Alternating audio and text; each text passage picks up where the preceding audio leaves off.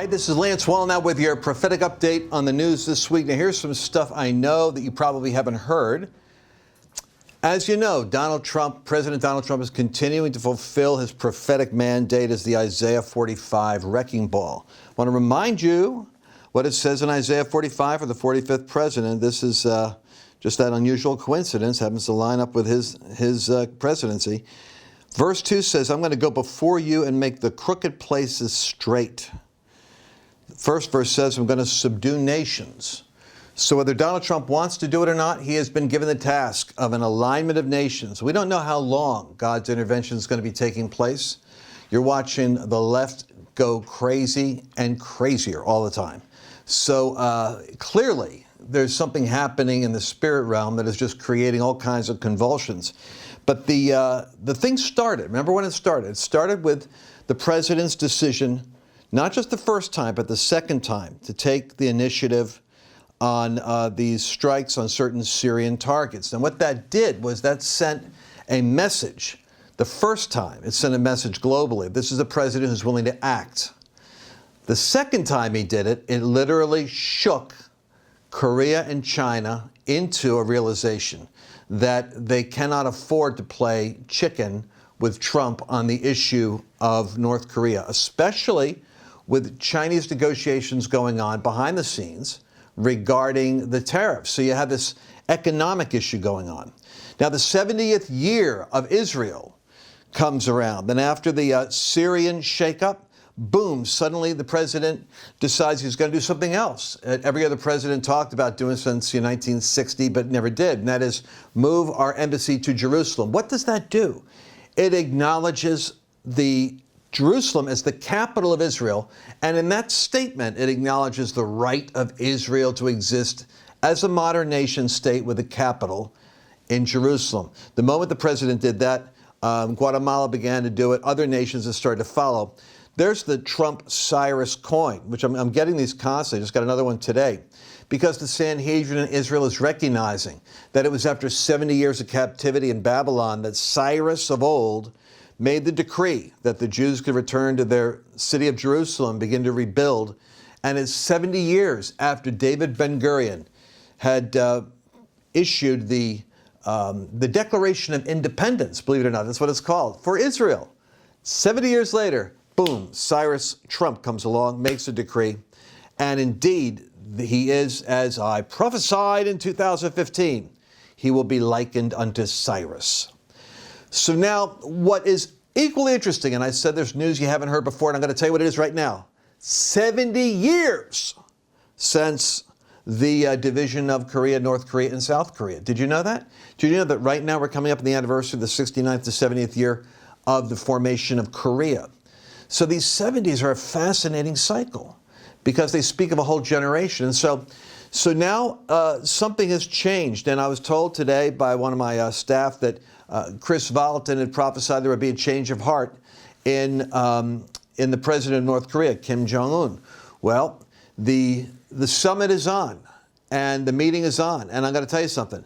After it was on, there was some saber rattling and obnoxious commentary made by North Korea. And Donald Trump, this guy is I'm like a Trump whisperer. I actually get it, and I can't believe the media doesn't. Donald Trump responded to North Korea some obnoxious comments they made. And he responded by sending a letter saying, okay, the negotiation's off. And then he added this comment.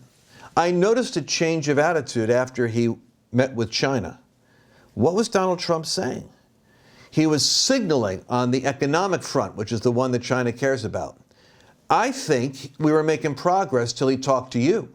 I think that you're messing with the progress. Right away, Kim Jong-un sends out another letter. No, we're sure hoping America doesn't back out of this. Donald Trump says, oh, we're back on? Okay. And right away, it was amazing to me. It was like the Meet the Press crowd. They're all talking about what a neophyte, what a novice. Like a little girl, he writes a letter like he's breaking up. They have no idea what they're talking about. Once again, Trump proves he's intuitively the master of his own game. So he says, all right, you don't want to meet? It's China's fault. They come back, go, no, China's not a problem. Boom, they're back at the table. All right, so what you might not know is that the date of that meeting in Singapore, which is going to happen, the June 12th meeting, is the anniversary of Ronald Reagan's visit to Germany, where he stood there at the border of East Germany, West Germany, and said, "Mr. Gorbachev, tear down this wall." Now, the reason that's important is because there was an angelic move of God that took place. A lot of 40-day fasting, a lot of stuff going on. You guys don't even remember back in those days. Some of you are whippersnappers out there. But Bill Bright and various others had massive fasting going on. And when Reagan came in, he was an answer to prayer. And everybody thought he was going to be an ignorant grade B actor, cowboy, idiot who couldn't get anything done. And he ends up dismantling the Soviet Union. A friend of mine, Mahesh Chavda, I don't think he'd bother me telling you this, and I know that, this is for Christians. Obviously, I'm talking a Christian broadcast here. But Mahesh told me that he had a vision once of a revolutionary angel that was actually active in the American formation of the nation, the revolutionary times. Remember, Washington had, in one battle, he had his horse shot out from him 3 times and had 2 or 3 bullets in his jacket, in his coat. The man was like divinely protected. He even had a sense of God's providence on him, as he said. But Mahesh Chavda told me that he had an encounter with this angel that was from the revolutionary formation of America. And this was during the Reagan period of time. And he said he knew that that angel was assigned to Reagan. And I believe that same angel is assigned to Donald Trump.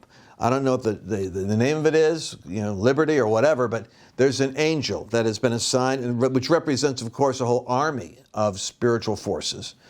And I'm saying this now, and I'm thinking, I know the people on the left that watch are going to quote me on this one. But the fact is, there's a supernatural reason why. Singapore is the location, and Singapore is the location on the day that Ronald Reagan made that declaration, June 12th, is the same day Donald Trump is there, because there's a spiritual breakthrough happening.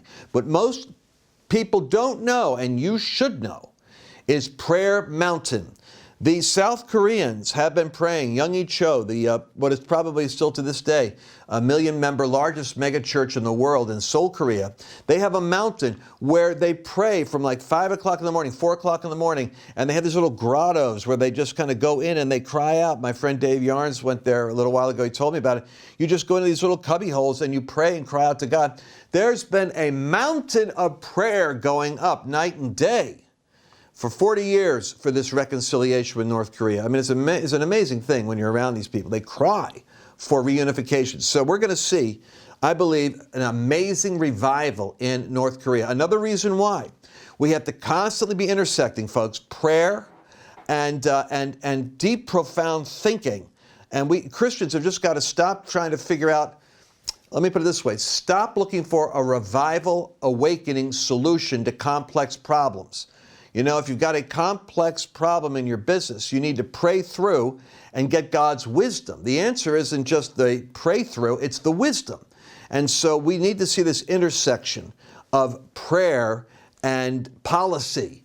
We need to be knowing what God wants to manifest, so we're in agreement for the manifestation. And the answer to everything is a revival salvo. We actually have to have specific decisions the president needs to make, and we need to be thinking about what those decisions are. And if you're listening closely to these broadcasts, you're going to get some hints on what's happening.